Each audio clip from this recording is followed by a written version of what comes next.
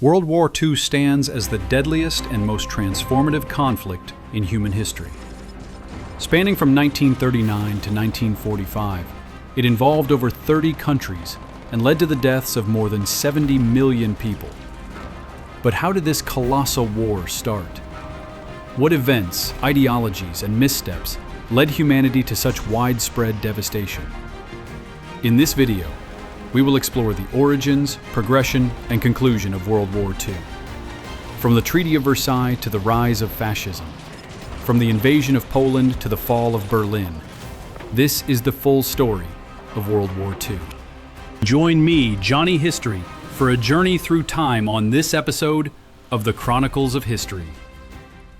In this comprehensive documentary, we'll take you on an unforgettable journey through 20 of the most crucial, fascinating, and sometimes harrowing aspects of World War II. You'll discover how the Treaty of Versailles planted the seeds of a global catastrophe, and how Adolf Hitler's ruthless rise to power brought a nation, and eventually the world, to the brink. We'll explore the horrors of the Holocaust, the desperate policies of appeasement, and the shocking Nazi-Soviet pact that stunned the globe. Stay with us as we dive into the devastating early years of the war, from the Blitzkrieg lightning assaults to the incredible evacuation at Dunkirk. We'll fly into the skies over Britain to witness the Battle of Britain and the invention of radar, then march to the brutal Eastern Front, where Hitler and Stalin clashed in a war of attrition.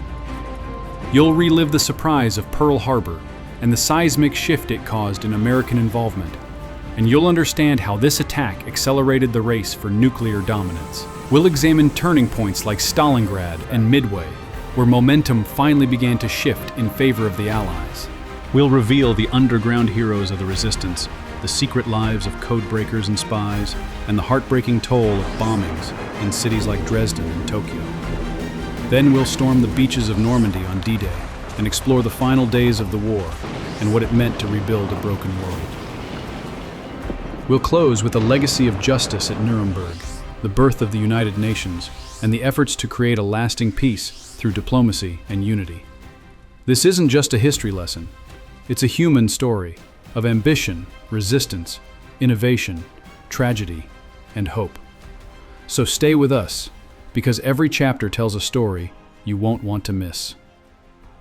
The aftermath of World War I and the Treaty of Versailles. To truly understand the outbreak of World War II, we must begin with the end of the First World War and the Treaty of Versailles in 1919. After 4 years of brutal conflict, the Allied powers sought to punish Germany, the primary aggressor in their eyes. The Treaty of Versailles demanded that Germany accept full responsibility for the war, pay enormous reparations, surrender territory, and drastically reduce its military. These terms were not only harsh, they were humiliating. The economic impact on Germany was devastating. Hyperinflation wiped out savings and unemployment soared. The Weimar Republic, Germany's fragile new democracy, was blamed by many for signing the treaty, even though they had little choice.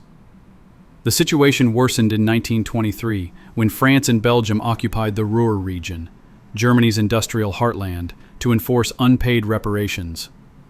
German workers went on strike, leading to more economic chaos and printing of money, which fueled hyperinflation. At one point, wheelbarrows of cash were needed just to buy bread. Amid this turmoil, a dangerous myth took root, the stab in the back legend. This false narrative claimed that Germany had not truly lost World War I on the battlefield, but had been betrayed by internal enemies, namely Jews, socialists, and pacifist politicians. Nationalist groups, including the early Nazi Party, exploited this lie to stir hatred and rally support. But Germany was not alone in feeling betrayed. Italy, though on the winning side of World War I, received far less than promised in the post-war settlements. Nationalist anger fueled the rise of Benito Mussolini, who marched on Rome and became prime minister in 1922. Fascism was born. Japan, too, felt marginalized. Despite being a World War I ally, its racial equality proposal was rejected by the League of Nations. Frustrated by Western hypocrisy, Japan turned inward and militaristic, invading Manchuria in 1931. The Treaty of Versailles, intended to secure peace, instead sowed the seeds of another war. Economic despair, national humiliation, and political instability laid the groundwork for authoritarian regimes to rise. The world had not learned from its wounds, but merely buried them. The rise of fascism and totalitarianism. Adolf Hitler's rise to power was not a fluke. It was the result of political instability, public despair, and the careful manipulation of fear. After Germany's crushing defeat in World War I, Hitler found a nation desperate for answers. He joined the German Workers' Party in 1919, which soon evolved into the National Socialist German Workers' Party, the Nazi Party. Hitler's charisma and fiery speeches tapped into public rage. He blamed the Treaty of Versailles for Germany's humiliation.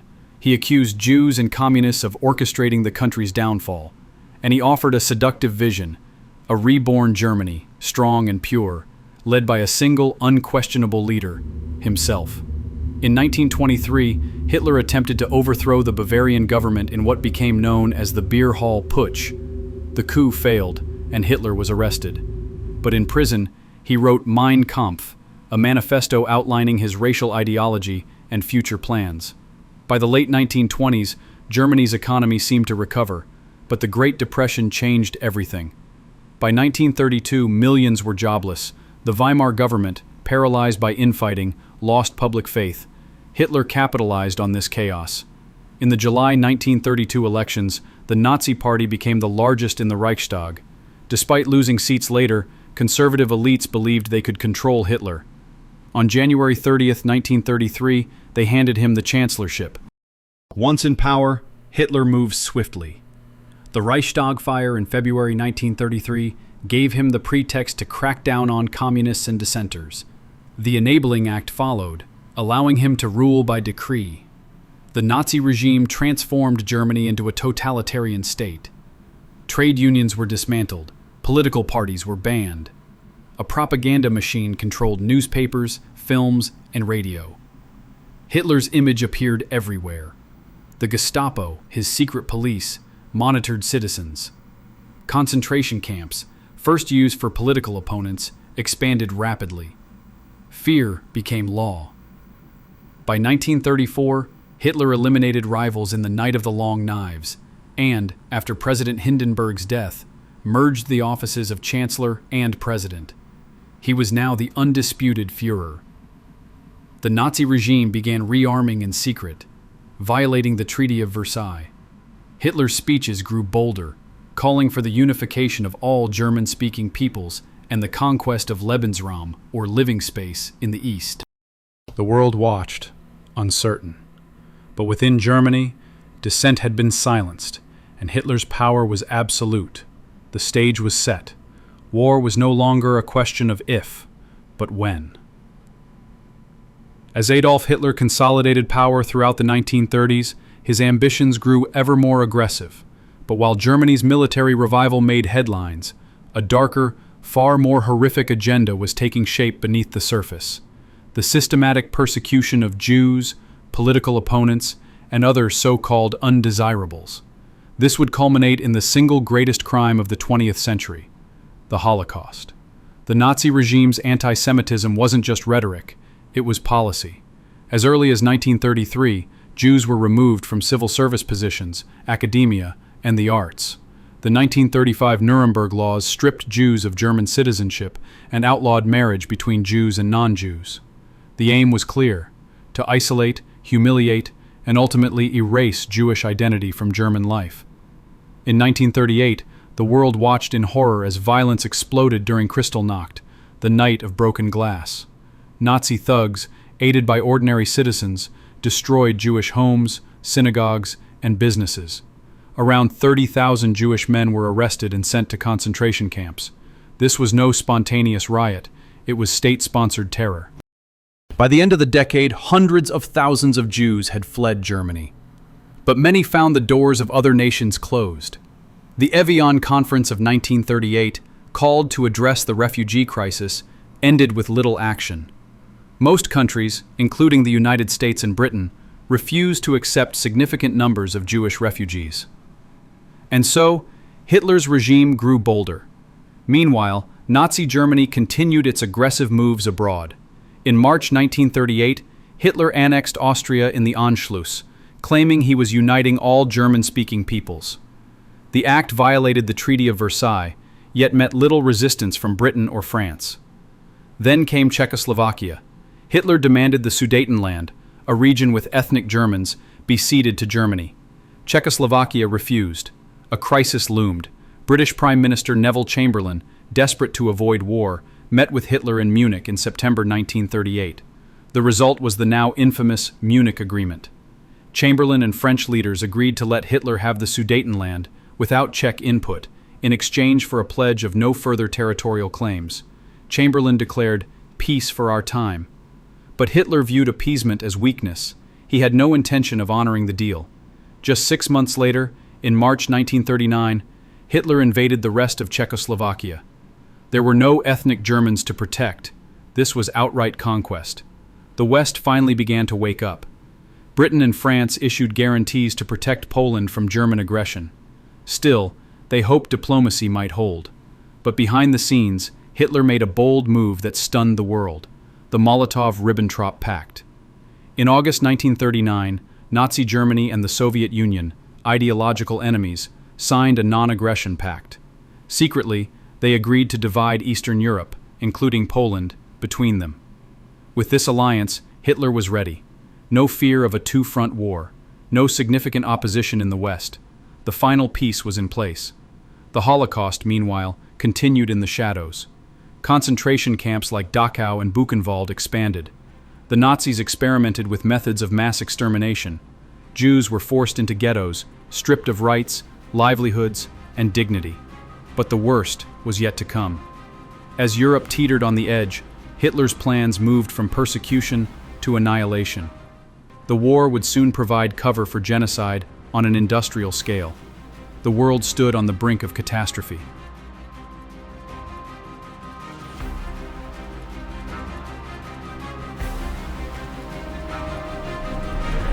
The road to war. The Munich Agreement of 1938 symbolized the height of appeasement. Britain and France allowed Hitler to take the Sudetenland, a region of Czechoslovakia with a large ethnic German population, in exchange for a promise of peace. But Hitler had no intention of stopping. In March 1939, he invaded the rest of Czechoslovakia, exposing the futility of appeasement. Britain and France, now wary, pledged to protect Poland, Hitler's next target. The political landscape had shifted, but Western democracies remained hesitant to confront Germany militarily. The Nazi-Soviet pact, signed in August 1939, stunned the world. Longtime ideological enemies, Fascist Germany and Communist Soviet Union, agreed not to attack each other. In secret, they agreed to divide Eastern Europe. Stalin, mistrusting the West after being excluded from earlier negotiations, sought to buy time to prepare for inevitable conflict. On September 1, 1939, Germany invaded Poland using blitzkrieg tactics, combining speed, tanks, air power, and coordinated ground troops. The attack was swift and brutal. Soviet forces invaded from the east on September 17th, as agreed in the pact. Britain and France declared war on Germany on September 3, 1939.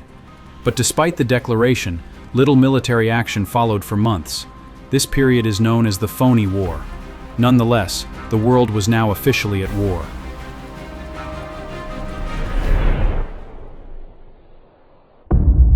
The war expands, 1939 to 1941. As war officially erupted in 1939, it was just the beginning of what would become a global inferno. Germany's invasion of Poland was swift and merciless. Utilizing blitzkrieg, or lightning war, Germany combined fast-moving infantry, tanks, and air power to overwhelm Polish defenses. Within weeks, Poland fell. Soviet forces, honoring the Nazi-Soviet pact, moved in from the east and seized their share. With Poland crushed, Hitler turned his eyes westward. For months, an eerie calm held over Western Europe. This phony war gave Britain and France time to prepare, but it also allowed Germany to plan its next move. In April 1940, Germany struck Denmark and Norway. Denmark surrendered almost immediately. Norway resisted but ultimately fell. Control of Norway secured German access to Swedish iron ore, vital for war production. May 1940 saw the launch of a full-scale invasion of Western Europe. The Wehrmacht swept through Belgium, the Netherlands, and Luxembourg. The real target was France. French defenses relied on the Maginot Line, a series of fortified bunkers along the German border. But Hitler bypassed it through the Ardennes Forest, a region deemed impassable by French planners. The German advance was lightning fast. British and French forces were pushed back to the coast at Dunkirk. In a desperate act of salvation, Operation Dynamo was launched. Civilian boats, fishing vessels, and naval ships rescued over 300,000 Allied troops from the beaches. Though a retreat, it was hailed as a miracle. France, however, could not be saved. By June 1940, Paris had fallen. The French government signed an armistice, and Germany occupied northern France. A puppet regime, the Vichy government, ruled the south.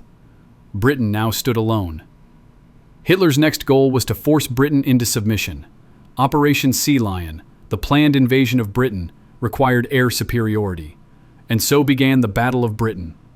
The Luftwaffe launched wave after wave of bombing raids, but the Royal Air Force, RAF, using radar and tight fighter coordination, held firm. British cities suffered devastating air raids, but Hitler's air campaign ultimately failed. Winston Churchill, now Prime Minister, rallied the nation. "Never in the field of human conflict," he declared, "was so much owed by so many to so few." In September 1940, the war widened again. Italy, under Mussolini, attacked British forces in Egypt. The Axis powers hoped to control the Suez Canal and oil-rich Middle East, but Italian forces struggled, prompting Germany to send troops under General Erwin Rommel, soon known as the Desert Fox. Meanwhile, in the Balkans, Germany intervened to support faltering Italian campaigns in Greece and Yugoslavia. By early 1941, much of southeastern Europe was under Axis control, but in the east, a far more dangerous front loomed.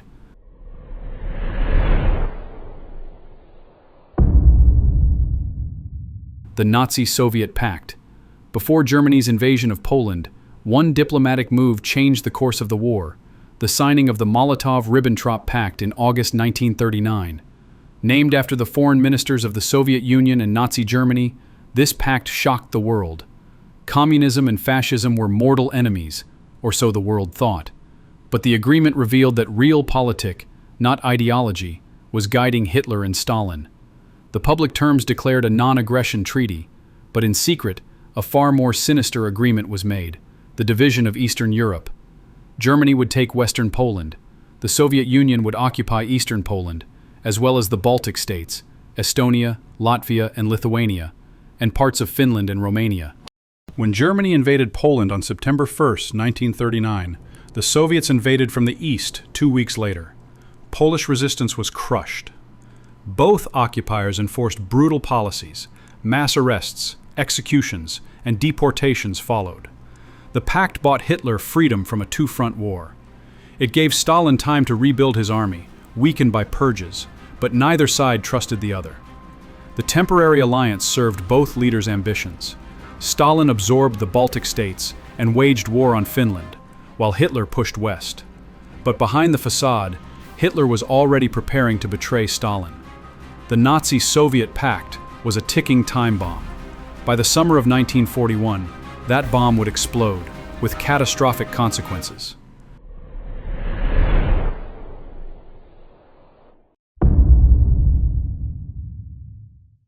By 1942, the tide of war began to shift. The early successes of the Axis powers were giving way to strong resistance and determined counterattacks. In multiple theaters, the Allies began to turn the momentum of the war. One of the most decisive moments came in the East. Germany had launched Operation Barbarossa in June 1941, Hitler's massive and brutal invasion of the Soviet Union. By winter, German troops reached the outskirts of Moscow, but they were unprepared for the cold and Soviet resilience. Stalin's counteroffensive drove the Wehrmacht back. Then came Stalingrad. The Battle of Stalingrad, lasting from August 1942 to February 1943, became a turning point. Hitler was obsessed with taking the city that bore Stalin's name, but Soviet forces, under General Zhukov, encircled the German Sixth Army. In freezing temperatures and without supplies, over 300,000 Axis soldiers were killed or captured. Stalingrad shattered the myth of Nazi invincibility. In North Africa, a different turning point occurred. The British Eighth Army, led by General Bernard Montgomery, defeated Rommel's Afrika Korps at the Second Battle of El Alamein in late 1942. This victory halted Axis ambitions in the Middle East and paved the way for Allied advances. Shortly after, American and British forces landed in Morocco and Algeria during Operation Torch. By May 1943, the Axis presence in Africa had collapsed. It was a significant strategic and psychological blow.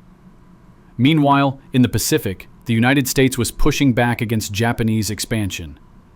After the shock of Pearl Harbor in December 1941, America mobilized rapidly. In June 1942, the Battle of Midway became the turning point in the Pacific War. U.S. Navy codebreakers had deciphered Japanese plans. Forewarned, American forces ambushed the Japanese fleet, sinking 4 aircraft carriers.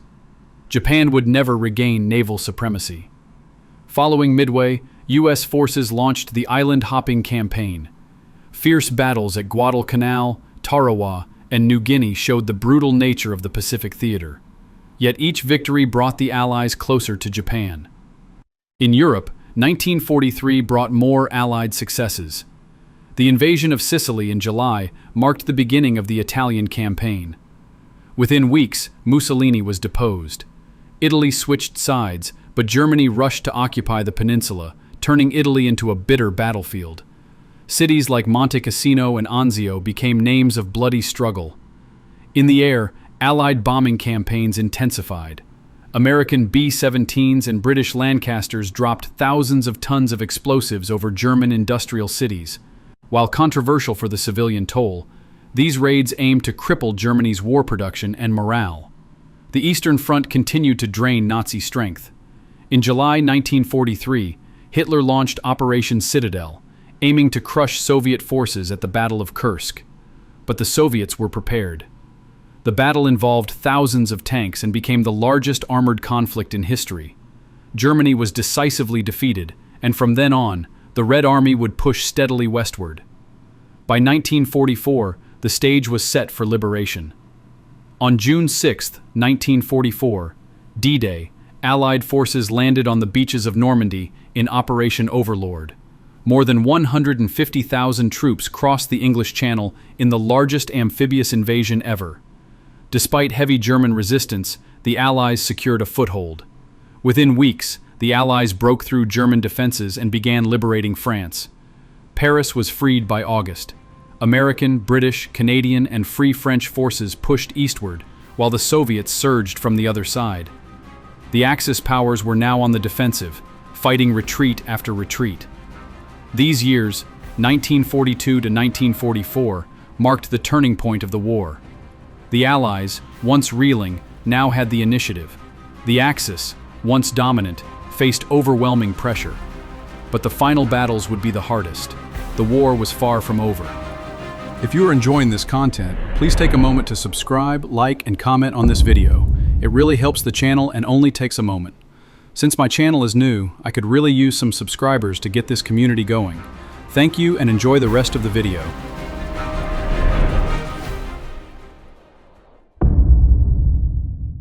The Blitzkrieg Affair. The term Blitzkrieg, or Lightning War, became synonymous with Nazi Germany's early military dominance. It was more than just speed. It was a revolutionary form of modern warfare that fused mechanized infantry, concentrated air power, and precise coordination to crush the enemy before they could react.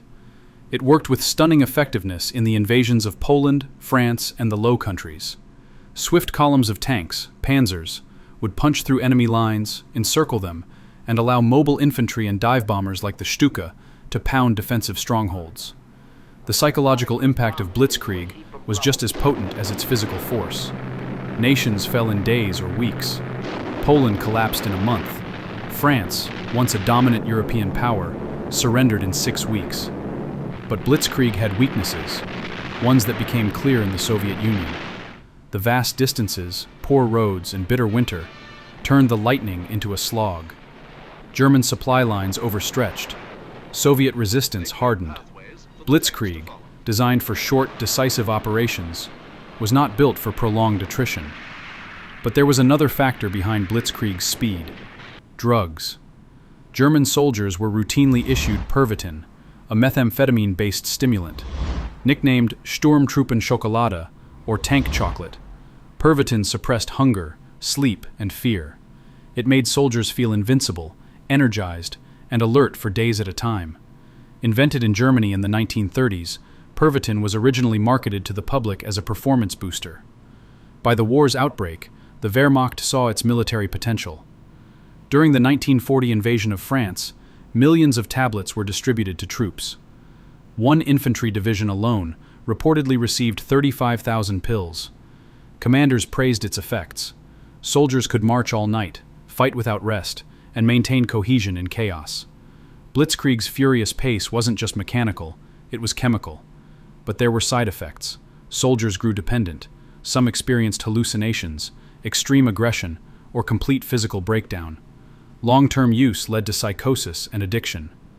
Medics reported cases of withdrawal, heart failure, and even suicides. In letters home, some soldiers described feeling unstoppable, like machines of war. One private wrote, "I haven't slept in 4 days, but I feel nothing. I am the storm." Others reported crashing suddenly, overwhelmed by paranoia and exhaustion. Pervitin wasn't just limited to the rank and file. Some officers, including pilots and tank commanders, relied on it during critical operations. German paratroopers during the invasion of Crete used it heavily, with many suffering breakdowns days later. As the war dragged on, the effectiveness of Blitzkrieg diminished. The Allies began adapting. In North Africa, flexible defenses and mobile units countered German speed. In Normandy, deep trench networks, anti-tank weapons, and superior air power blunted armored thrusts. And as Germany's supply of Pervitin dwindled, soldiers were no longer superhuman. The mental and physical toll became clearer. Veterans spoke of the haunting aftermath, disorientation, depression, and psychological scars that lingered long after the war. Blitzkrieg had changed warfare forever, but it came at a cost. One measured not just in lives lost, but in minds altered. The use of methamphetamine in the Nazi war machine was a hidden force, fueling a strategy that for a time made Germany seem unstoppable.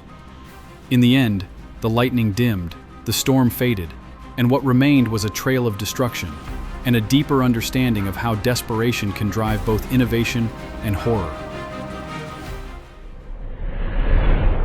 Dunkirk, disaster or miracle? In May 1940, the German Blitzkrieg tore through Belgium and northern France with astonishing speed. British and French forces, outmaneuvered and outgunned, retreated toward the coast. Nearly 400,000 Allied troops found themselves trapped near the seaside town of Dunkirk, with the sea at their backs and the German army closing in. It could have been the end of the British Expeditionary Force, a catastrophic loss. Instead, it became one of the most improbable and heroic evacuations in history. Between May 26 and June 4, 1940, Operation Dynamo was launched. Over 800 vessels, destroyers, merchant ships, fishing boats, and pleasure craft crossed the English Channel to rescue the stranded troops. Many of these boats were piloted by civilian volunteers. Winston Churchill, Britain's new Prime Minister, had just taken office weeks earlier. He braced the nation for bad news, but what followed stunned the world. Despite relentless German bombing and shelling, over 338,000 soldiers were rescued. The Royal Air Force fought bitterly to protect them from the skies. The weather, unexpectedly calm, played a crucial role. Dunkirk was not a military victory. It was a desperate retreat, but it was also a triumph of will and unity. The term Dunkirk spirit would come to symbolize courage in the face of overwhelming odds. Hitler's decision to halt tanks outside Dunkirk remains one of the war's greatest mysteries. Some say it was to preserve armored divisions. Others believe it was overconfidence. Whatever the reason, it allowed the Allies precious time. Churchill later warned, "Wars are not won by evacuations." But Dunkirk bolstered British morale. It proved that even in disaster, hope could be salvaged, and the soldiers who returned would one day help liberate Europe. The miracle of Dunkirk was both a near disaster and a turning point. In retreat, the seeds of eventual victory were sown.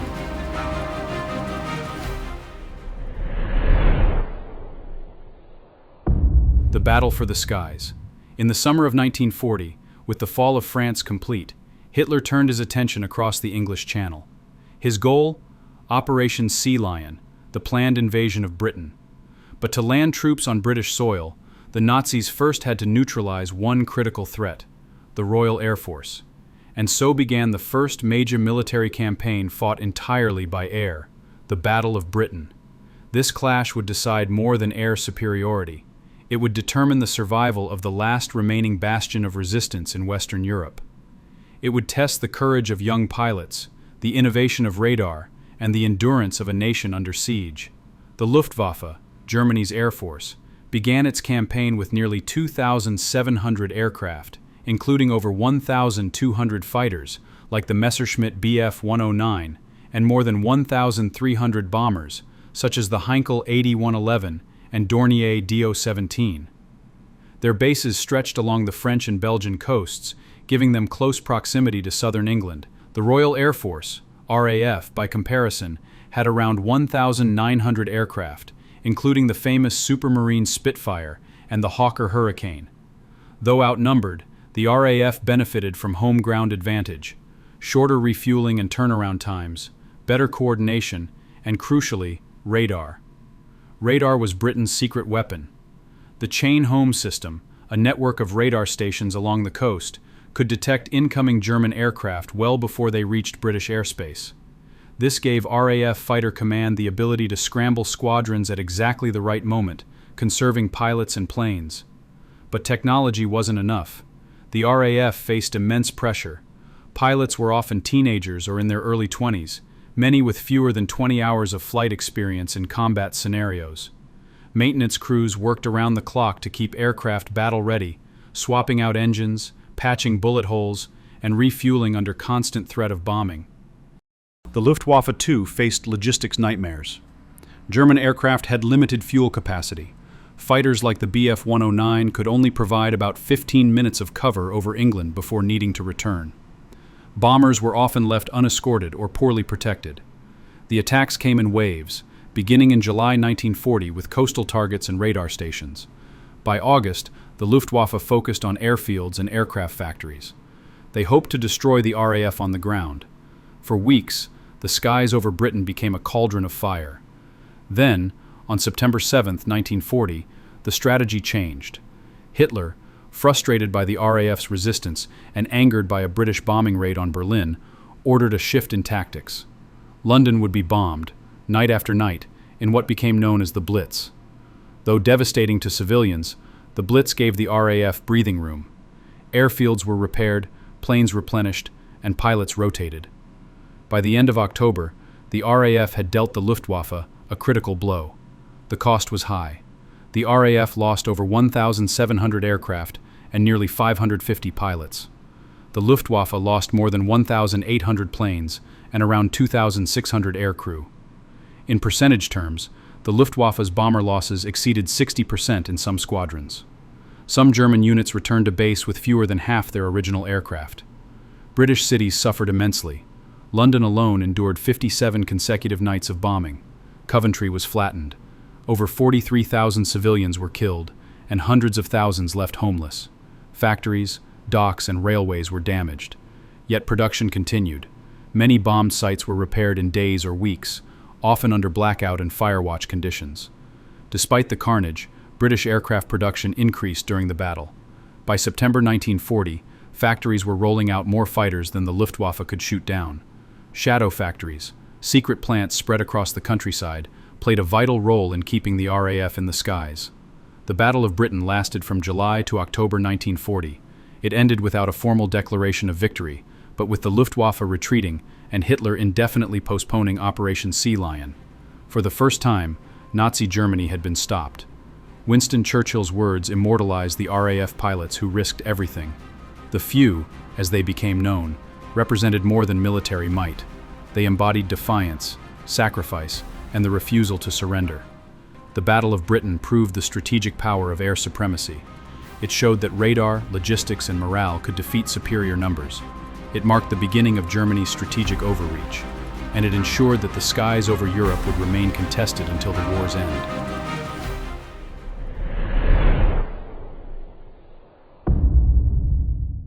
The Eastern Front.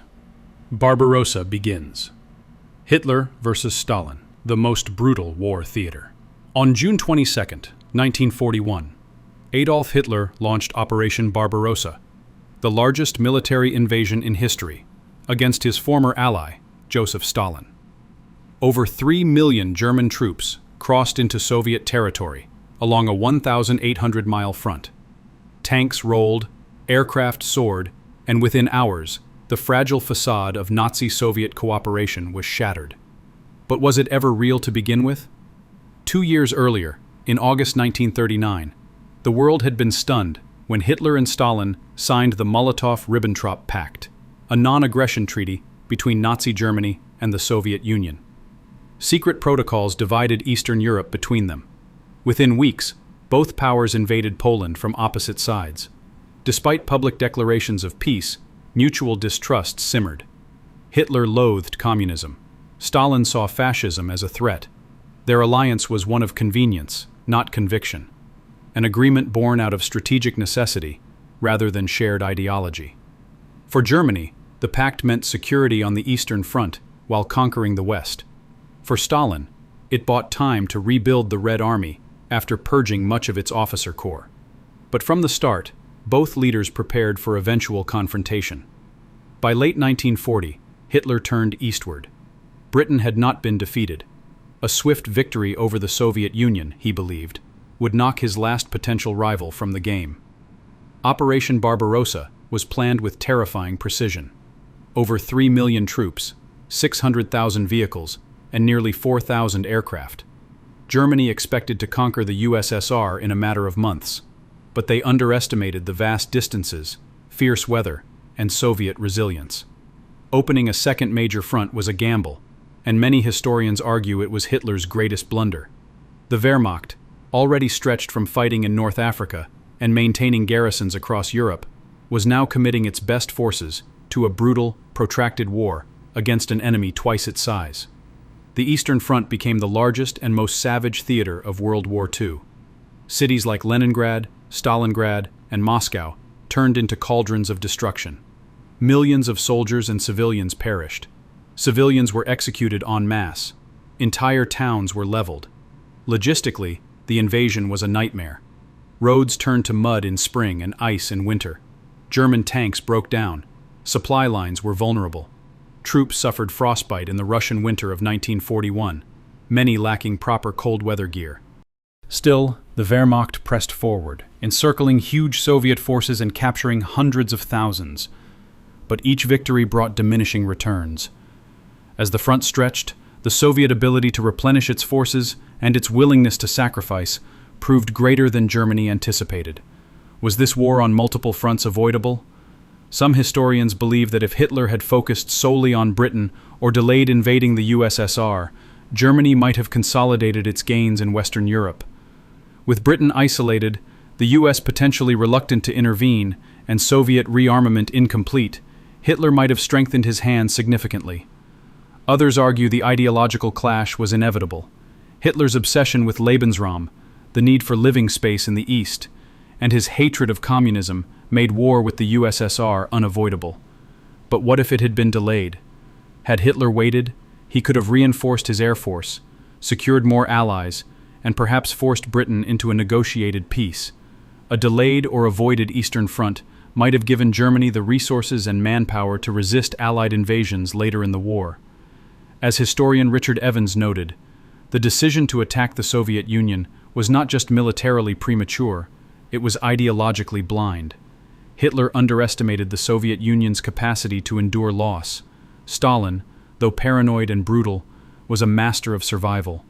The Soviet Union suffered over 20 million casualties during the war, but it also pushed back. The Red Army, once disorganized and reeling, evolved into a massive battle-hardened force. Soviet factories, relocated east of the Urals, churned out tanks, guns, and planes in staggering numbers. By 1943, the tide had turned. At Stalingrad, the German Sixth Army was surrounded and annihilated. Operation Barbarossa, once poised to end in triumph, had stalled in catastrophe. The Eastern Front was where the Nazi dream began to die. Fighting on multiple fronts drained Germany's resources, split its command focus, and exposed its strategic vulnerabilities. Operation Barbarossa was the most brutal, costly gamble of the war, and one that Germany could not afford to lose. Had Hitler held back, perhaps history would have taken a different path. But driven by hubris, ideology, and hate, he unleashed a storm that would consume millions, and ultimately, his own empire.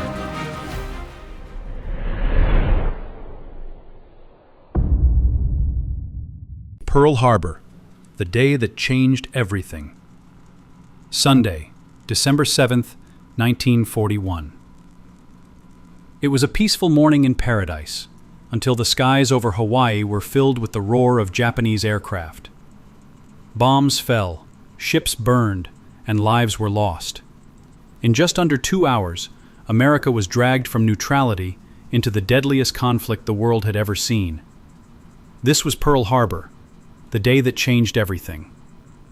At 7:48 a.m. local time, more than 350 Japanese aircraft launched a surprise attack on the U.S. Pacific Fleet anchored at Pearl Harbor on the island of Oahu. The assault was meticulously planned and devastatingly effective. The Japanese strike force, commanded by Admiral Isoroku Yamamoto and led in the field by Vice Admiral Chuichi Nagumo, sailed across the Pacific undetected. They launched their aircraft in 2 waves from 6 aircraft carriers positioned over 200 miles north of Oahu. Their targets: 8 battleships, 3 cruisers, numerous destroyers, and hundreds of aircraft. Their goal: eliminate the Pacific Fleet as a threat before Japan advanced further into Southeast Asia. Within 90 minutes, the United States suffered a staggering blow. Over 2,400 Americans were killed. Another 1,100 were wounded. The battleships USS Arizona and USS Oklahoma were destroyed. The Arizona remains a sunken tomb to this day, with over 1,100 sailors entombed within her hull. 18 ships were either sunk or heavily damaged. Nearly 300 aircraft were destroyed or disabled. The U.S. Navy had been caught completely off guard. But in this disaster lay a strategic failure for Japan. Though they dealt a heavy blow, they missed key infrastructure: the fuel depots, repair yards, and American aircraft carriers, which were out at sea during the attack. President Franklin D. Roosevelt, awakened that morning to the shocking news, immediately convened with his advisors. The next day, December 8th, he addressed a joint session of Congress, calling December 7th a date which will live in infamy. Congress declared war on Japan within hours, with only one dissenting vote. The United States was now a combatant in World War II. 4 days later, Germany and Italy declared war on the U.S., solidifying the global scale of the conflict. But how did it come to this? And why had America stayed out of the war for so long? Since 1939, war had been raging in Europe and Asia, but the United States remained officially neutral. Public sentiment, shaped by the trauma of World War I, leaned heavily toward isolationism. The Neutrality Acts of the 1930s prohibited the sale of arms to warring nations. President Roosevelt, however, was far from neutral in ideology. He recognized the threat posed by fascism and quietly supported Britain and China through programs like Lend-Lease. Still, political opposition was fierce. Until Pearl Harbor, the majority of Americans opposed direct involvement. Japan's motives were deeply rooted in imperial ambition. Facing resource shortages and U.S.-led economic sanctions, especially the embargo on oil, Japan viewed war as inevitable. The Japanese military hoped a surprise strike would cripple American resolve and allow them to consolidate gains across the Pacific. The U.S. entry into the war brought massive logistical challenges. America now faced a 2-front war, fighting Japan in the Pacific and Germany in Europe. This required enormous coordination of manpower, industry, and transportation. More than 16 million Americans would serve in uniform. Factories across the country shifted from consumer goods to military production. Women entered the workforce in unprecedented numbers. The war effort became total. The cost was astronomical. By war's end, the U.S. had spent over $300 billion, roughly $4 trillion today. Over 400,000 American service members died. Hundreds of thousands more were wounded. Yet Pearl Harbor galvanized the nation. Recruitment offices were flooded. Enlistment skyrocketed. Production soared. Aircraft carriers became the new giants of naval warfare. The attack united a divided country and transformed the United States into the arsenal of democracy. In response to Pearl Harbor, the U.S. launched the Doolittle Raid in April 1942, a daring bombing run over Tokyo to demonstrate American resolve. Though strategically limited, it lifted morale and shook Japanese confidence. The battles of Coral Sea and Midway followed. Midway in particular was a turning point. The U.S. sank 4 Japanese carriers, shifting the balance in the Pacific. Slowly, island by island, the tide turned. The attack on Pearl Harbor changed everything. Not just for the United States, but for the world. It ended American isolationism. It forged international alliances. It accelerated technological innovation and redefined modern warfare. It also began a new era of total war, a clash of ideologies, economies, and civilizations that would end only with the atomic bombings of Hiroshima and Nagasaki 4 years later. Pearl Harbor was not just a military attack. It was a historical hinge. Before it, the world teetered on the brink. After it, total war became inevitable. The attack on Pearl Harbor not only mobilized America's military and industrial base, it also supercharged one of the most secretive and consequential scientific efforts in history, the development of the atomic bomb. Just weeks after the attack, the U.S. government dramatically accelerated its nuclear research, bringing together top scientists, engineers, and military leaders in what would become known as the Manhattan Project. Initiated in late 1941 and formalized in 1942 under the leadership of General Leslie Groves and physicist J. Robert Oppenheimer, the Manhattan Project employed over 130,000 people at its peak. Facilities were constructed in remote areas across the country, from Oak Ridge, Tennessee to Hanford, Washington, and the famous laboratory at Los Alamos, New Mexico. Driven by fears that Nazi Germany might develop nuclear weapons first, the program's urgency intensified after Pearl Harbor. The war effort demanded an unprecedented fusion of science, industry, and military planning. The project ultimately produced 2 atomic bombs, Little Boy and Fat Man, which were dropped on Hiroshima and Nagasaki in August 1945. These bombings forced Japan's surrender and brought an end to World War II. Pearl Harbor's shock made such extraordinary measures politically and militarily acceptable. The devastation of that single day became the catalyst for America's push to end the war with overwhelming technological force.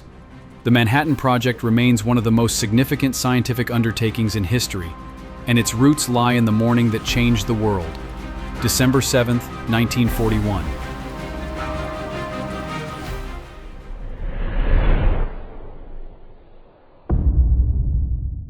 Stalingrad, turning point in the East. In the frozen winter of 1942, the city of Stalingrad became the epicenter of one of the most brutal and decisive battles in human history. Fought between the Soviet Red Army and Nazi Germany's Wehrmacht, the Battle of Stalingrad was not just a military engagement, it was a symbol of national survival, a test of endurance, and the beginning of the end for Hitler's Eastern ambitions. The battle began on August 23, 1942, and raged until February 2, 1943. For over 5 months, German and Soviet forces clashed in and around the city that bore Stalin's name. Streets became trenches, buildings turned into fortresses, every room, every hallway was contested. Stalingrad, located on the banks of the Volga River in southern Russia, was a strategic industrial city and a gateway to the oil fields of the Caucasus. Hitler's plan, Operation Blue, aimed to capture these vital resources and crush Soviet morale. But Stalin ordered the city held at all costs. Retreat was not an option. Leading the German Sixth Army was General Friedrich Paulus, a methodical but ultimately cautious commander. On the Soviet side stood General Georgy Zhukov, a ruthless strategist who understood that time and winter was on his side. As the Germans pushed into the city, the Soviets employed a strategy of hugging the enemy. fighting at such close quarters that German air and artillery superiority was neutralized. Soviet reinforcements crossed the Volga under constant bombardment. Civilians were caught in the crossfire, with many forced to fight or die where they stood. Casualties were staggering. Estimates suggest nearly 2 million people were killed, wounded, or captured. German divisions were reduced to shadows of their former strength. Soviet losses were equally devastating, but the Red Army could absorb the punishment. Then came Operation Uranus. In November 1942, the Soviets launched a massive counteroffensive, encircling the German Sixth Army in Stalingrad. Cut off from supplies and reinforcements, Paulus's forces withered in the cold. Hitler ordered them to hold their ground, refusing to allow retreat. Temperatures plunged, ammunition and food ran out. The Luftwaffe failed to deliver adequate supplies. Starvation set in. Soldiers resorted to eating horse meat and even boiled leather. Disease spread. Morale collapsed. Finally, on February 2, 1943, Paulus surrendered, defying Hitler's order to fight to the death. He became the first German field marshal in history to be captured alive. Over 90,000 German troops were taken prisoner. Only about 5,000 would survive Soviet captivity. Stalingrad was a turning point in the war on the Eastern Front. It shattered the myth of German invincibility and proved that the Soviet Union could not only resist, but reverse Hitler's conquest. The psychological impact was enormous. For the Allies, it was a sign that Nazi Germany could be defeated. For the Axis, it marked the beginning of retreat. The battle exposed the dangers of Hitler's micromanagement and strategic inflexibility. It also highlighted the Soviet Union's brutal resilience and willingness to absorb unimaginable losses to achieve victory. Stalingrad was not just a battle. It was a blood-soaked crucible that reshaped the course of World War II. It remains one of the most iconic and harrowing confrontations in military history. From the ashes of a shattered city, the Red Army began its long march westward to Berlin.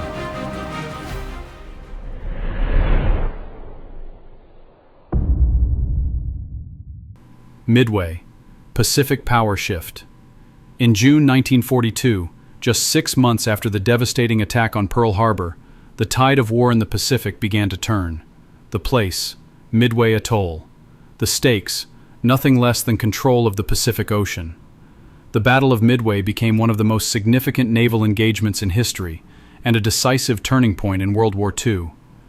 The battle was fought from June 4 to June 7, 1942. At its heart was a clash of naval power, carrier-based aircraft, and intelligence brilliance. It was not just about firepower, it was about strategy, deception, and the ability to read the enemy's playbook. The Imperial Japanese Navy, under Admiral Isoroku Yamamoto, planned a trap to lure what remained of the U.S. Pacific Fleet into a fatal ambush. Japan's goal was to destroy America's aircraft carriers, occupy Midway, and extend its defensive perimeter. But the plan unraveled thanks to a breakthrough in American code breaking. At Station Hypo, a U.S. Navy cryptography unit in Hawaii, code breakers led by Commander Joseph Rochefort and his team successfully deciphered critical parts of the Japanese naval code, known as JN-25. The success of American code breaking at Midway cannot be overstated. Commander Joseph Rochefort and his team at Station Hypo were working under immense pressure in the months leading up to the battle. Using primitive punch card machines, intercepted radio messages, and sheer mental ingenuity, they deciphered enough of the Japanese naval code JN-25 to identify Midway as the next target by late May 1942. But the U.S. High Command remained cautious, fearing a decoy. To confirm the theory, Rochefort's team arranged for a fake message to be sent from Midway reporting a water shortage. When Japanese communications subsequently referenced a similar issue at their mysterious objective, AF, it became clear. AF was Midway. This confirmation came just days before the planned attack. If not for this revelation, Admiral Nimitz might not have positioned his carriers in time. The U.S. fleet would have been scattered or ambushed, potentially resulting in a catastrophic loss that would have left the Pacific vulnerable. Rochefort, often underappreciated in his time, made decisions that would steer the course of history. Without code breaking, The element of surprise would have belonged entirely to Japan. The trap they had laid for the US could have succeeded. Instead, they were the ones caught off guard. The Battle of Midway was as much a triumph of intelligence as it was of valor, and it was won in the silent, windowless rooms of Station Hypo long before the first bombs fell on the sea. Through careful analysis and a clever ruse involving a fake message about a water shortage, they confirmed Midway as the target. Admiral Chester W. Nimitz, Commander-in-Chief of the Pacific Fleet, set his own trap in response. The U.S. Navy deployed 3 aircraft carriers, USS Enterprise, USS Hornet, and the hastily repaired USS Yorktown, against Japan's 4, Akagi, Kaga, Soryu, and Hiryu. The 2 fleets never saw each other directly. Instead, they fought via aircraft, hundreds of miles apart, in an early demonstration of modern naval warfare. On June 4th, American dive bombers caught the Japanese carriers at a critical moment, decks loaded with refueling and rearming aircraft. In less than 5 minutes, 3 carriers were set ablaze and destroyed. Later that day, the last carrier, Hiryu, was also sunk. Japan lost all 4 of its frontline carriers, 248 aircraft, and over 3,000 men, including some of its best pilots. The U.S., by comparison, lost the USS Yorktown and about 150 aircraft. Though the cost was high, the strategic victory was enormous. For the first time, Japan's naval superiority was broken. More importantly, it shifted the initiative to the United States, who would go on the offensive through the island-hopping campaigns of the South Pacific. The Battle of Midway didn't just win the United States a battle. It changed the course of the war. It shattered Japan's aura of invincibility, restored American confidence, and proved that strategy and intelligence could overcome numerical odds. From this point forward, the war in the Pacific would never again favor Japan. Midway was not the end, but it was the turning point.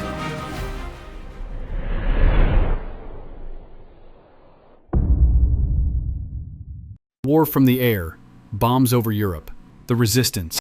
While battles raged on land and sea, the skies became another brutal front in World War II. Strategic bombing campaigns transformed the nature of modern warfare. No longer limited to military targets, cities themselves became battlegrounds. The air war over Europe and Asia brought destruction on a scale the world had never witnessed, and nowhere was this more tragically evident than in Dresden and Tokyo. Air superiority was a crucial element in the Allied strategy. Bombers and fighters operated day and night in relentless waves, disrupting supply lines, paralyzing industry, and shaking morale. The United States, under its Strategic Air Command, conducted daylight precision bombing with the Boeing B-17 Flying Fortress and later the B-29 Superfortress.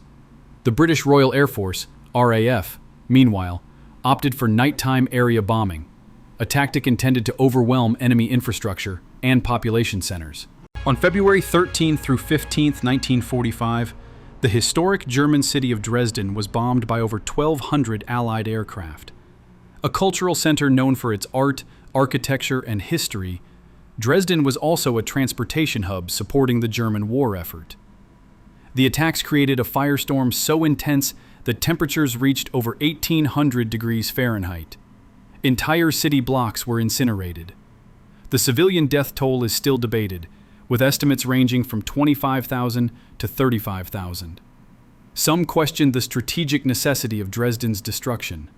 By 1945, Germany was already faltering.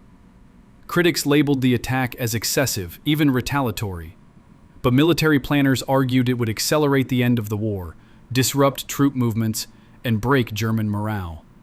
Dresden became a symbol, both of the devastating power of modern air warfare and the moral ambiguity it introduced. Meanwhile, across the Pacific, the U.S. Army Air Forces turned their attention to Japan. On the night of March 9th and 10th, 1945, 334 B-29 bombers unleashed a torrent of incendiary bombs on Tokyo. The densely populated wooden city became a blazing inferno. Over 100,000 people were killed in a single night, the deadliest air raid in history. The attack on Tokyo, part of Operation Meeting House, marked a shift from high-altitude precision bombing to low-altitude incendiary attacks. The U.S. sought to cripple Japan's war production, but more critically, to break the spirit of its people. The devastation shocked both the Japanese leadership and civilians, who realized that no city was safe from the skies. Why was air power so important? Because it shaped the battlefield before soldiers ever arrived.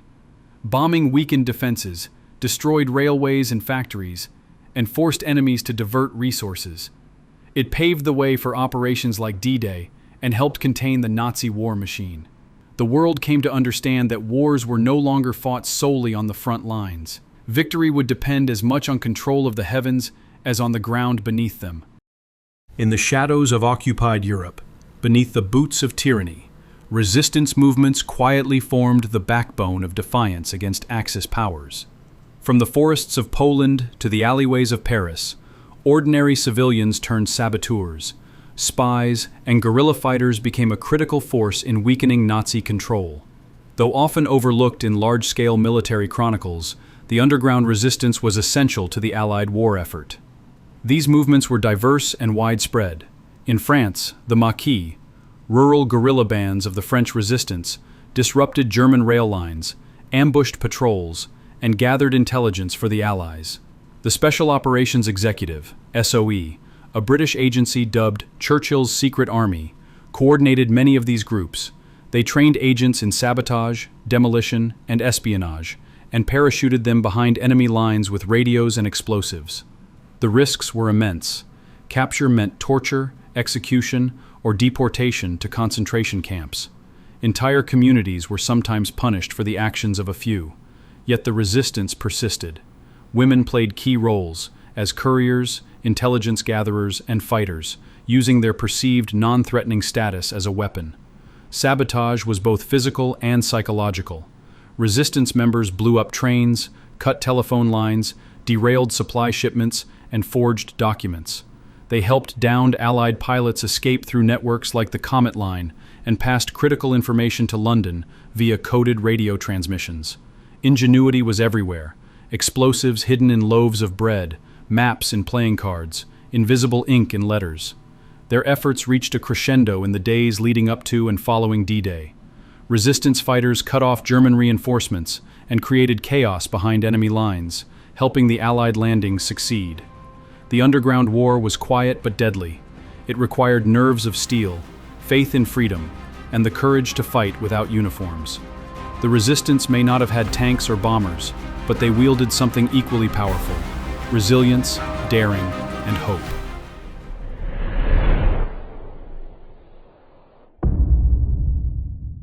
Codebreakers and spies. In the hidden rooms of manors, huts, and bunkers, a different kind of war was being fought, one of brains over brawn, secrecy over spectacle. The world of codebreakers and spies was crucial in undermining the Axis war effort. From the cracked signals of the Enigma machine to the double agents feeding misinformation to Nazi high command, this war in the shadows may have shortened the global conflict by years. At the center of the Allied code-breaking efforts stood Bletchley Park, a Victorian mansion in Buckinghamshire, England. It was here that thousands of mathematicians, linguists, chess champions, crossword solvers, engineers, and clerks worked around the clock to decrypt Axis communications. Codenamed Station X, Bletchley Park was home to one of the most pivotal secrets of the war, the decryption of Germany's Enigma code. Enigma was a cipher machine used by the German military to encrypt radio messages. With its millions of possible combinations, it was considered unbreakable. But thanks to Polish cryptographers Marian Rejewski, Jerzy Rosicki, and Henryk Zygalski, who first broke early Enigma codes in the 1930s, and later to Alan Turing and his team at Bletchley, the Allies achieved what once seemed impossible.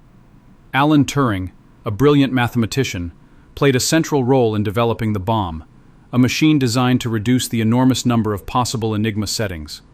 By mid-1940, the British were able to read vast swaths of German military communications, especially from the Luftwaffe and Kriegsmarine.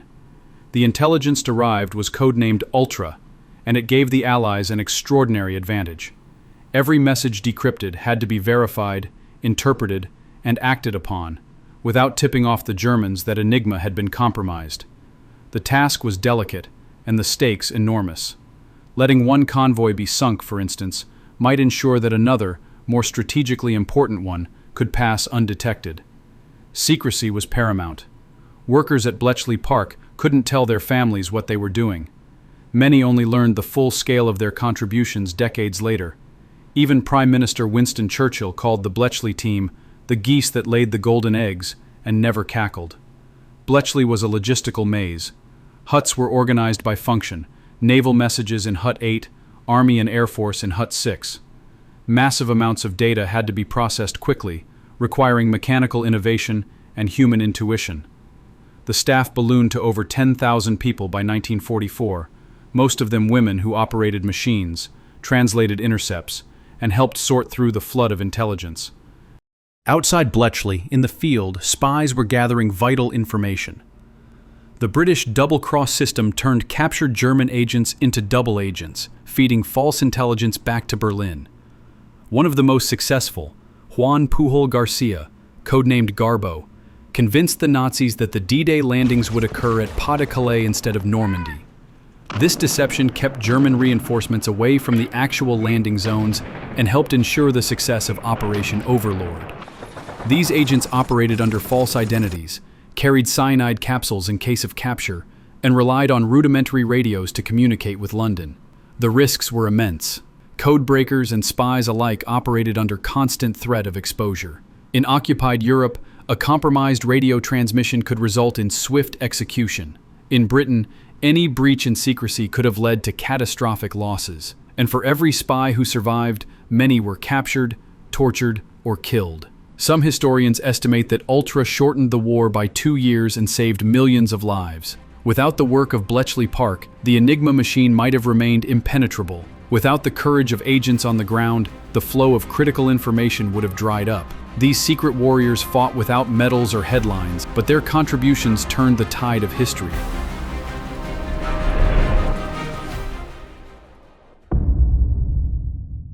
August 6, 1945. At precisely 8:15 a.m., a U.S. B-29 bomber named Enola Gay released a single bomb over the Japanese city of Hiroshima.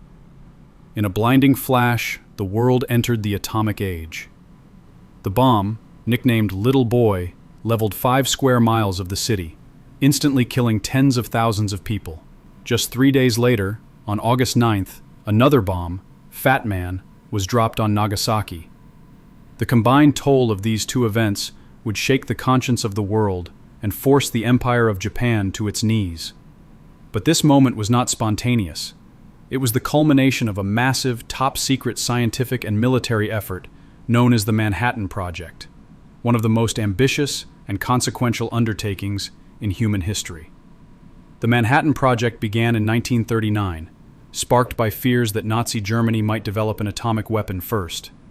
Physicists Albert Einstein and Leo Szilard, both Jewish refugees from Europe, co-signed a letter to President Franklin D. Roosevelt warning of this threat. The U.S. government took the warning seriously, launching a research initiative that quickly expanded into a nationwide operation.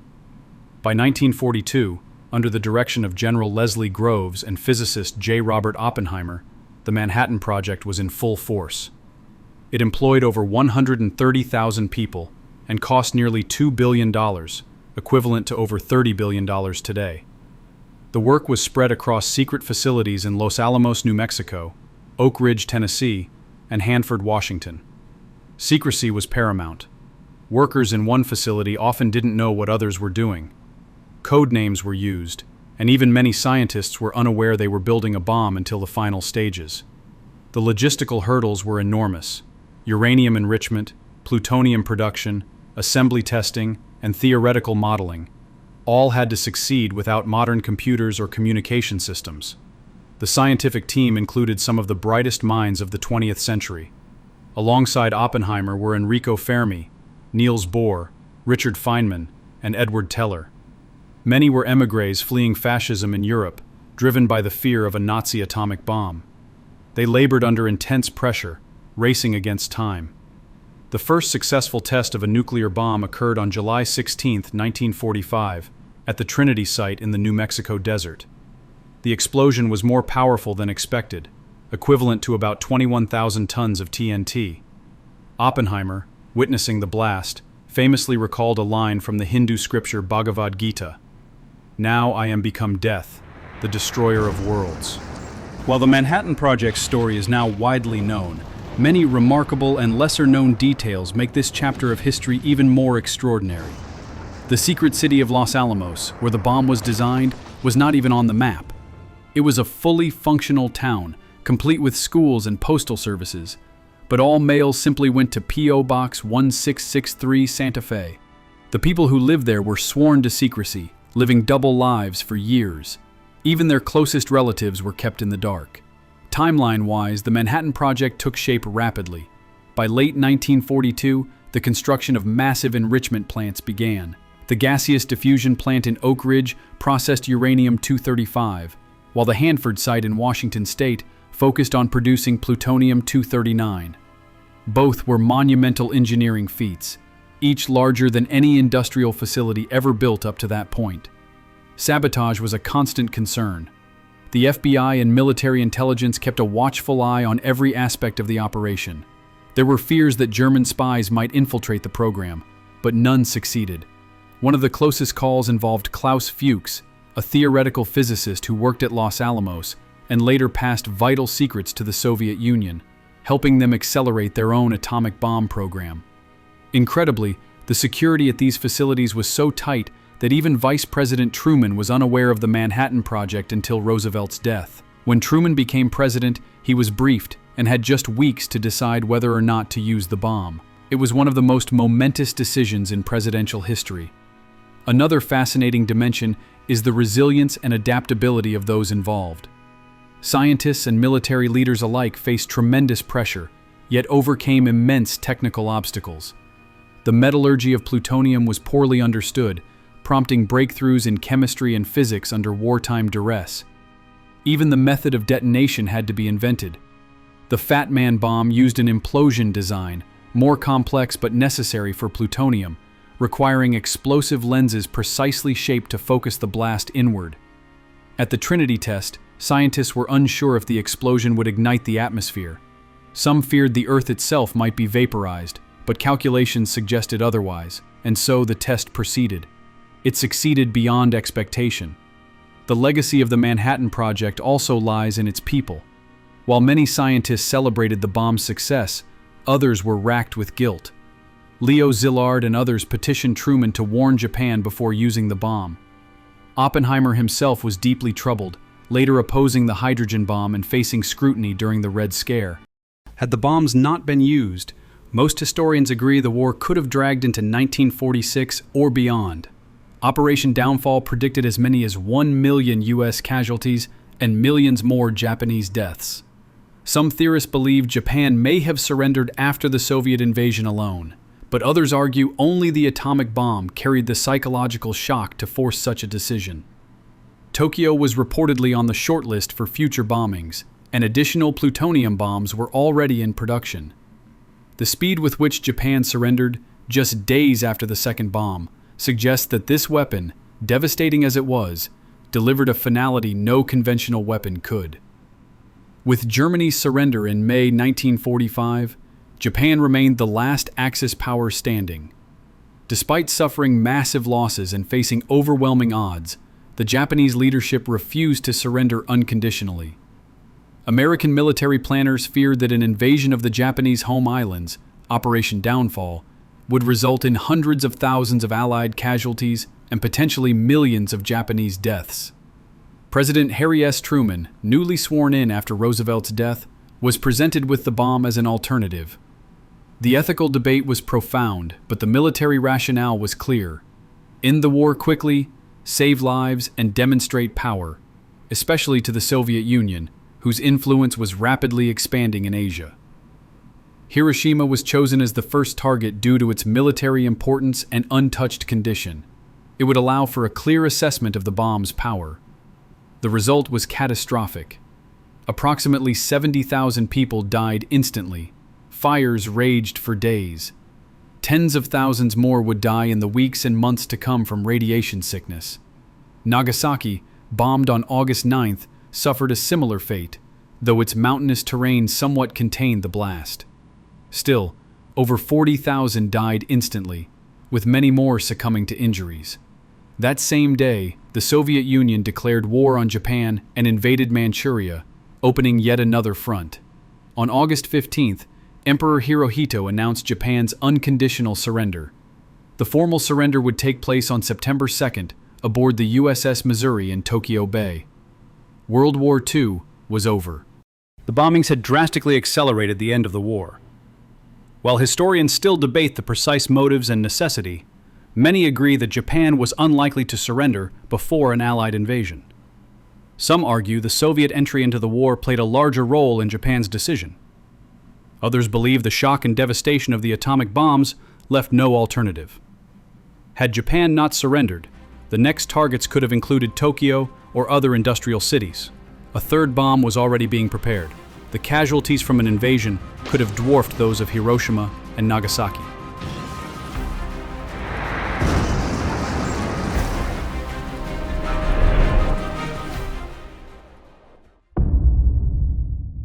Finally, the war has ended. May 8, 1945. Across Europe, bells rang, people wept in the streets, and nations held their breath. This was VE Day, Victory in Europe. After nearly 6 years of brutal warfare, Nazi Germany had officially surrendered. The Allied and Soviet forces had crushed the Third Reich from both sides, liberating the last of the concentration camps, capturing Berlin, and forcing the German High Command to sign unconditional surrender documents. The war in Europe was over. As the Red Army closed in, Adolf Hitler took his own life in his bunker on April 30, 1945. His death signaled the disintegration of Nazi leadership. Admiral Karl Donitz, appointed as Hitler's successor, attempted to negotiate with the Allies, but the unconditional surrender signed in Reims on May 7 and ratified again in Berlin on May 8 left no room for compromise. On the other side of the globe, the war continued. Japan, though reeling from firebombing campaigns and naval defeats, refused to surrender. It wasn't until August 15, 1945, after the atomic bombings of Hiroshima and Nagasaki and the Soviet Union's declaration of war against Japan, that Emperor Hirohito announced his nation's surrender in a historic radio address. This marked VJ Day, Victory over Japan, officially signed on September 2, 1945, aboard the USS Missouri in Tokyo Bay. With both Axis powers defeated, the world shifted into recovery mode. The logistical challenges of ending the war were immense. Millions of troops had to be demobilized. Refugees wandered Europe and Asia in search of homes. Entire cities, Berlin, Warsaw, Tokyo, London, had been reduced to rubble. Infrastructure was shattered, economies ruined, and societies traumatized. Politically, world leaders like Harry Truman, Winston Churchill, and later Clement Attlee, Joseph Stalin, and Charles de Gaulle had to make rapid decisions on post-war order. The Yalta and Potsdam conferences had set the foundation for dividing Germany, outlining reparations and forming the United Nations. But peace was not a smooth road. Tensions between the Western Allies and the Soviet Union were already boiling beneath the surface, soon to erupt into the Cold War. The conclusion of World War II marked not just the end of a conflict, but the beginning of a new world order. For civilians, it meant rationing would soon end, men would return home, and children could grow up without the drone of bombers overhead. But normal life would take years to rebuild. Cities had to rise from ashes, economies needed revival, war crimes needed reckoning, and memories of the Holocaust, the bombings, the front lines, all had to be processed by a generation forever changed. In the weeks and months following the end of World War II, Europe and Asia were physically and emotionally exhausted. The transition from wartime mobilization to peacetime reconstruction was staggering in its scope. Allied forces remained stationed in many parts of the defeated Axis territories to maintain order, oversee disarmament, and begin the process of denazification and democratization. Germany was divided into 4 occupation zones, controlled by the United States, Britain, France, and the Soviet Union, each with its own policies and agendas. Berlin, although deep within the Soviet zone, was similarly partitioned. In Japan, the United States led the occupation under the direction of General Douglas MacArthur. The country's imperial government remained nominally intact, but its military apparatus was dismantled. Japan's constitution was rewritten, civil liberties were introduced, and women gained the right to vote. The emperor, once worshipped as a divine figure, was reduced to a symbolic role. The Allied occupation of Japan would continue until 1952, laying the foundation for the country's transformation into a democratic economic powerhouse. Across the world, families welcomed soldiers home, as physicians and governments struggled to address the invisible wounds of war. Millions of widows, orphans, and displaced persons searched for closure and new beginnings. Massive reconstruction programs were launched, most notably the Marshall Plan in 1948, which funneled billions of dollars in U.S. aid into Western Europe to help rebuild infrastructure, stabilize economies, and prevent the spread of communism. Cities like Rotterdam, Coventry, and Warsaw began to rise again, brick by brick. Even as the guns fell silent, the world knew it had been forever changed. The United Nations, founded in October 1945 in San Francisco, symbolized hope that diplomacy might replace war in settling international disputes. But beneath this optimism, the seeds of future conflicts had already taken root. The ideological chasm between the Soviet Union and the Western Allies grew wider, foreshadowing the Cold War. For civilians, the war's end meant something different in every corner of the world. For survivors of concentration camps and prisoners of war, it meant freedom and the beginning of justice. For American, British, and Soviet citizens, it marked the beginning of a new geopolitical era and the uneasy responsibility of managing peace. Life began again after World War II, but it did so atop the ruins of history. It was a time of weddings and funerals, of rebuilding and remembering, of confronting what humanity had done, and we hope it never has to do again.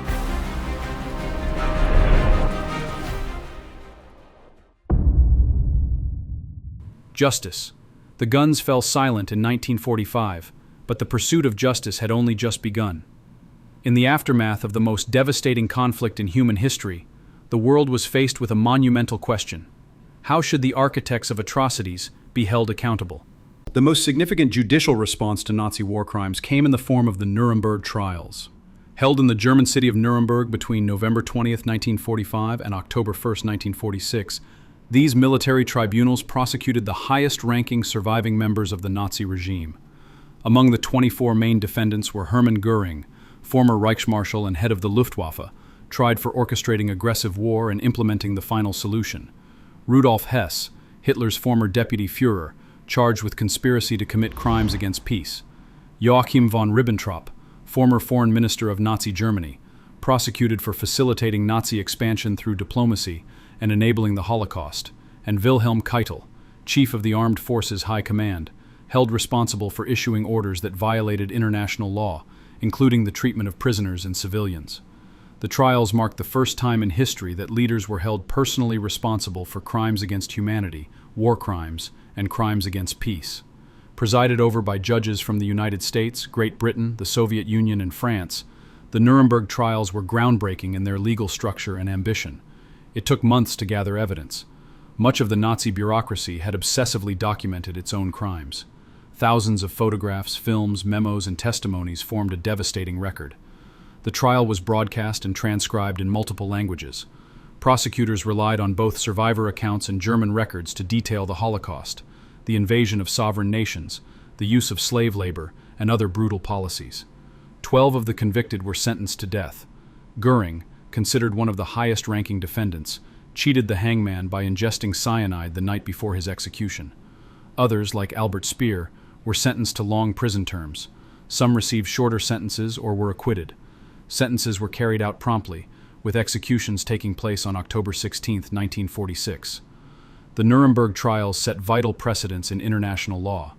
They introduced the concepts of individual accountability and rejected the just following orders defense.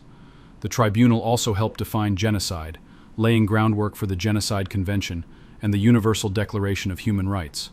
The trials were not without criticism. Accusations of victors' justice arose, as Axis war criminals were prosecuted while Allied actions, such as the bombings of Dresden and Hiroshima, were not examined. Nevertheless, Nuremberg stood as a statement. Crimes on such a scale would not go unpunished. Justice did not end in Nuremberg. In Tokyo, the International Military Tribunal for the Far East prosecuted 28 major Japanese leaders for war crimes from 1946 to 1948. Key figures like General Hideki Tojo, Japan's prime minister during much of the war, were found guilty and executed.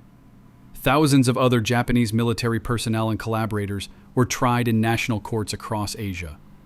Nazi collaborators and lower-level war criminals were hunted throughout Europe. Trials took place in Poland, France, the Soviet Union, and beyond. Concentration camp guards, doctors involved in human experiments, and members of the Einsatzgruppen, mobile killing units, were tried and convicted. Still, many evaded justice. Nazi officials like Adolf Eichmann, one of the chief architects of the Holocaust, fled to South America. He was captured by Israeli Mossad agents in Argentina in 1960 and tried in Jerusalem. His execution in 1962 symbolized a rare triumph in bringing a major fugitive to justice. Others, like Joseph Mengele, the infamous Angel of Death at Auschwitz, escaped capture and died in hiding in Brazil in 1979. Despite decades of searching, he was never brought to trial. Many of the most disturbing stories were never fully told. Records were lost, witnesses passed away, and perpetrators hid behind false identities. Trials continued into the 2000s, with some elderly defendants finally facing the consequences of their wartime actions. Even today, justice is still being sought. The post-war trials were not just about punishment, they were about memory. They gave voice to the victims. They documented atrocities that some still try to deny. Justice, after World War II, was a slow, imperfect process. It was a declaration that even in the darkest moments of human history, accountability is possible, and that truth, once exposed, can never be silenced.